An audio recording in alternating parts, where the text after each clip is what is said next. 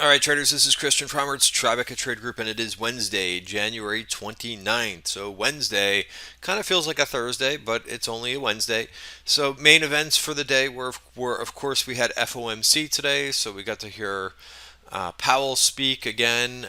He had a lot of questions. I think it was one of the most, I don't count the questions, but I don't know, maybe I should start counting the questions because there was certainly a lot. He was on stage for a while. They were, as the end of the conference winds down, some of the questions get stupider and stupider, but that's my opinion. But bottom line, it seems like they are going to be there if need be. I don't really know why the market faded at the end of the day, other than it's just kind of priced in. But he's kind of staying in the course with not quantitative easing, but quantitative easing, I guess you could say, right? They're not calling it quantitative easing. The buying of treasury bills, the helping out the repo situation, but it sounds like they're going to be there for a while. So that's a takeaway there. And then earnings, we'll go through some of the earnings. I'll share with you just some of the things that I did today in the trading room, as well as my thoughts. As always, I say this till I'm blue in the face with FOMC days, but they're very tricky. They're very tricky days. My goal is to not do much trading, not take much risk. The other thing I tried to do is just be, if I am trading, which I was trading this morning, I thought I found some interesting setups this morning. A couple of them faded a bit at the end of the day, but a lot of what I was doing was working pretty well. So that's fine. And then making adjustments. So I'm going to talk about that. Let me bring up. We'll talk about Tesla, which you can see is up to 620. Uh, but the S&P futures kind of stalled out a bit, right? We were saying, I think this morning, basically, that we were kind of at an interesting crossroads with where price action. We've bounced from the lows. You could see that S&P.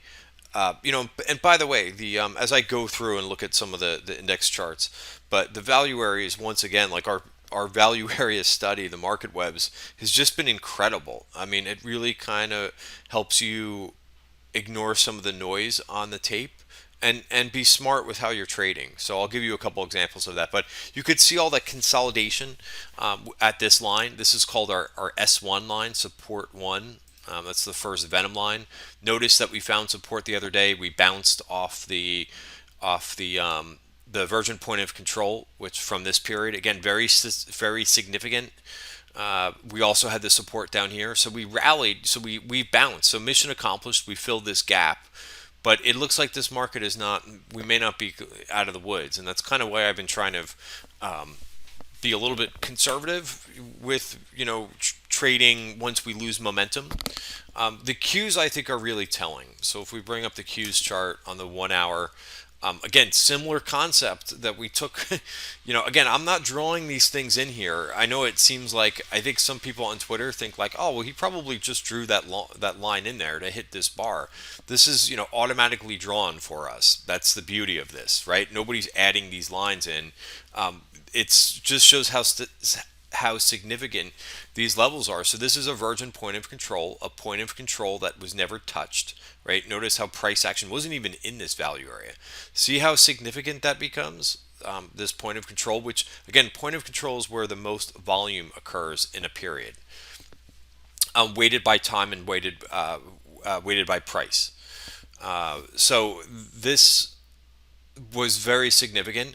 But now, look at what we did here, and I tweeted this out because I try to give examples because I really think I don't think people on Twitter have 100% grasp of this, but we were trying to break into value this morning and failed. This was at 9:30 in the morning. I'll zoom in now. But notice how these bars, like the beginning of these bars, again, I'm on the 1 hour chart, so it takes a whole hour for these bars to develop. But this level, 222.51, you could write this down because it's significant. We could not get through that once, twice, three, four, five, six, seven, 8 times. Now, it doesn't mean that we can't, this is short term resistance. But if you have been in the room, You know that like basically this is giving you, here's your buy signal, here's your place to take profits. Again, you don't have to take profits on everything that you have, but it just shows you like if the overall index is stopping at a key point, there's some relevance to that. There's a reason why it's doing it. All right, so that's key resistance for now. So until we break that, and then you could use it as support, right? But you honor the levels, and that's basically it. So all the other things that happen on the tape, the all the earnings results, all the FOMC, you could basically just, you don't have to listen to any of that. You could just watch your levels, and that's really the beauty of the value areas. IWM on the other hand is kind of the warning signal for the day. It just can't get going. It's down another 60 basis points. So it kind of is giving you a little bit of a heads up that something's not right. When you don't see small caps, forget about leading, but they just continue to trail. Now you could try to rationalize this and say, well, there's a lot of financials in there. There's a lot of biotech in there. There's tech in there as well. So you could try to come up with reasons, but to me, it just seems like there's it's more of a risk-off environment until those small caps, lead and stop breaking down. They, by the way, have not broken down, the small caps. And by the way, that VPOC that we talked about a week ago. So again, another example of aversion point of control. Again, I'm not drawing that in.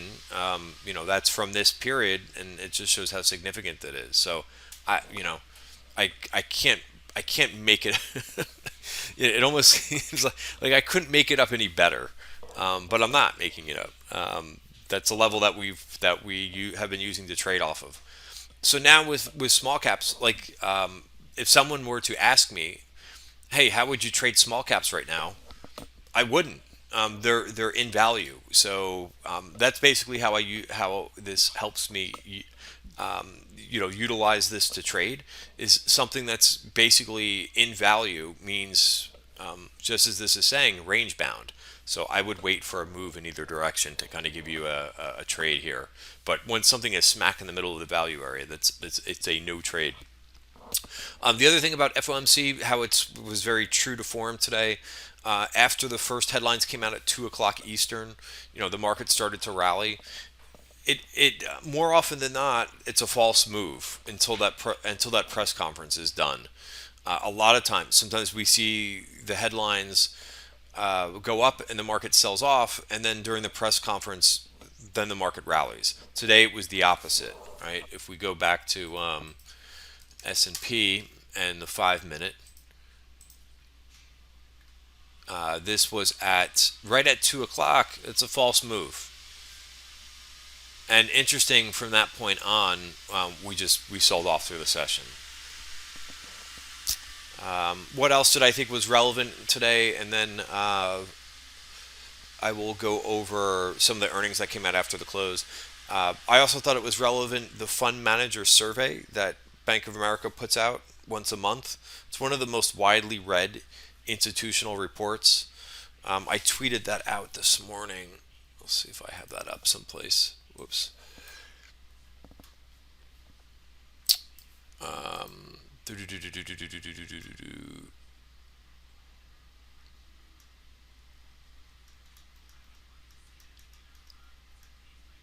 Let's see. I don't know if I can zoom in on this, but I thought that there's a couple of things that were pretty interesting in this. Can I zoom in here? I don't think it's going to let me zoom in. But basically, what the report was saying, that cash levels are at a really low level. So there's not a lot of money on the sidelines. Remember, like that was a big thing months ago. It was like, hey, all the money that's on the sidelines that are in bonds. Well, that's not the case anymore. Cash levels are really really low. That's somewhere in here. I think, and I tweeted it out right here.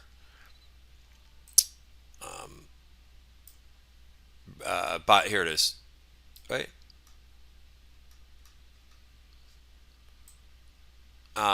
Fund manager survey cash allocation fell 2 points there, 60% overweight, below the long term average, 21%. Lowest cash level since November 2015.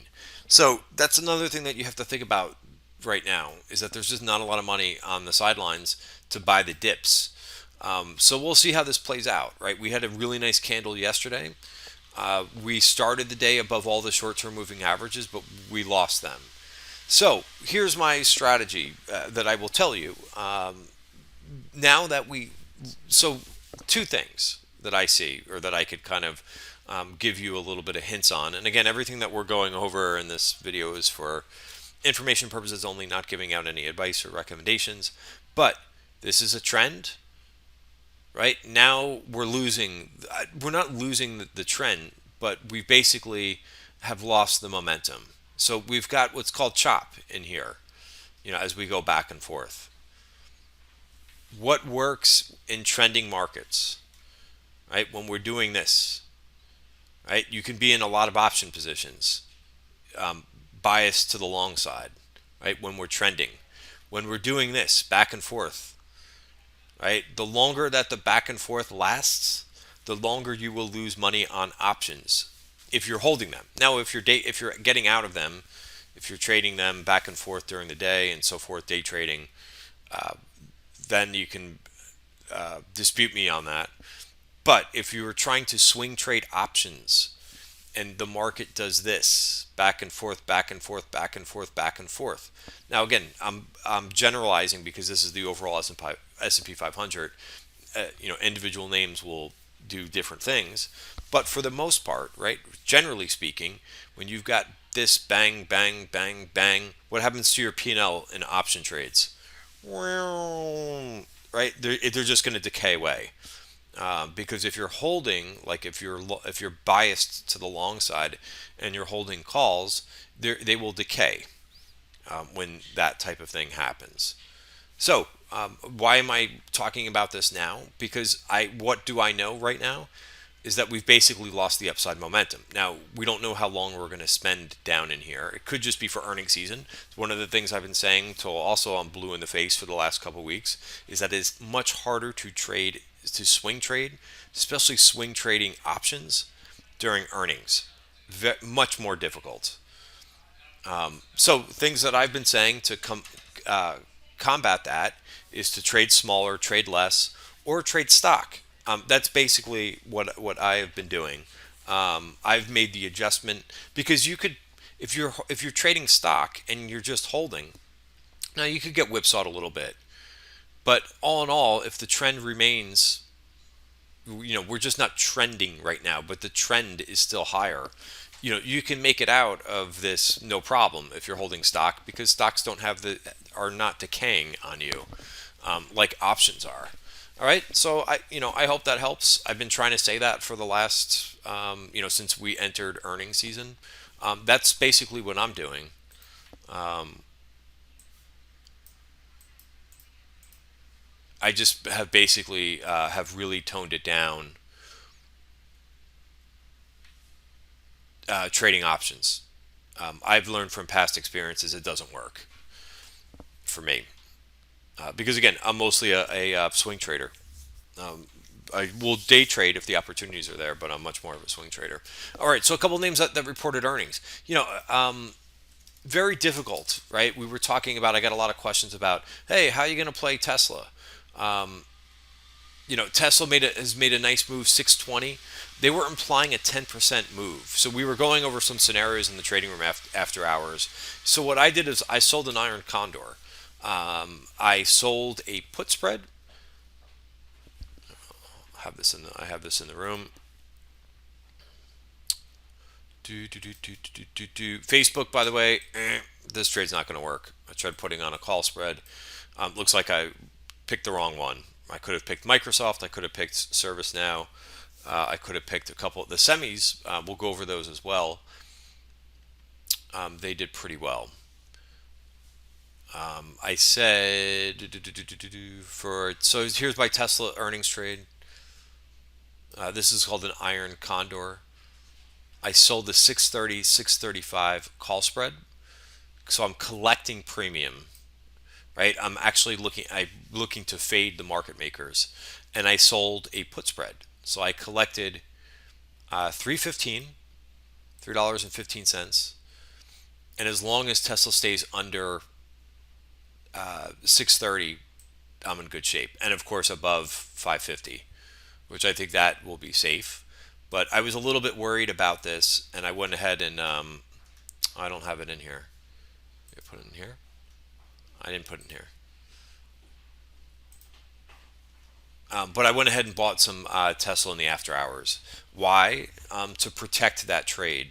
Because if Tesla keeps going, so I bought some right around 605, which is expensive, but that will shield me in case Tesla keeps going up. They've got to get through their conference call, so we'll see what Mr. Elon says if he doesn't blow up this nice move. But all the headlines were really good. Yeah, so Microsoft. Wow, look at Microsoft 173. ServiceNow, which we went over ServiceNow in the webinar last night. I was talking about consistency, and I made reference to ServiceNow versus I forget what other name, but they are bang on with their quarters. So really, really strong. And again, there's something to be said for consistency. They just know what they're doing, management. They know how to put the numbers out. They know how to speak in the conference call, but they're doing what they always do. So again, consistency, a big thing for earnings. A couple other names. I'm glad to see a couple semi names. We've had a couple weak reports. We've had a couple mixed reports. Obviously, Intel went up, AMD went down, Xilinx went down, and the semis were looking like they were starting to. I don't want to say break down, but they were showing a little bit of weakness, relative weakness, moving into value. So this is good. This will be good for them. Lam Research also came out. A lot of names reporting earnings. Lam is up to 316. Cirrus, which I believe is another semi, is it? They're up to 86 after hours. PayPal, basically doing what PayPal does on earnings. Very inconsistent, which is what I put in here earlier today. I said very inconsistent. I try to stay away from the names that are inconsistent on earnings. That's one little edge. I did not play Microsoft. Like LVS is another one. Down, up, down, up, down, up. I would. That's like a lot of things. If you're playing Las Vegas Sands, you're gambling. Haha, it's a casino. But in any event, all right, guys. So we'll wrap up today's after market call. I still think while this wishy-washy action is going through that we're seeing, and we've got a lot more earnings reports to get to, I will stick to what I've been saying now for the last couple weeks. Do earnings season extremely choppy. Not a place for me to take a lot of risk. And I think so far mission accomplished that on that. The only one day I got caught was on Friday a little bit. I thought there was a little bit of a false move on Thursday, and Friday is basically where I bailed on some risk. I did that the week before too with the tactical portfolio. I bailed out of a good portion of risk, I think right in here. And then I did that further on here. So all in all, I'm very happy with the month of January. You're going to get caught on days where the market changes direction. So would I have liked to do maybe a little bit better on this day? Sure, but all in all, I'm really very happy with January, and we'll see what we get the next couple of days. Again, we got a lot more earnings reports tomorrow, so I think two takeaways from all the earnings reports. It's great to pick up on which names are going to really deliver, right? And those could be the new leaders of the market. And same thing with the names that have reported maybe even last week. What names didn't hold the gains? What names are actually rallying after they reported? Right. These are the times where I think it's better to observe what's going on, and as well as with market breadth, right? So again, kind of sitting on your hands a little bit is, I think, the best thing to do during earnings season, and is also one of the hardest things to do for traders. All right, guys. So that's it for the call for tonight's call. Have a great night. See you tomorrow.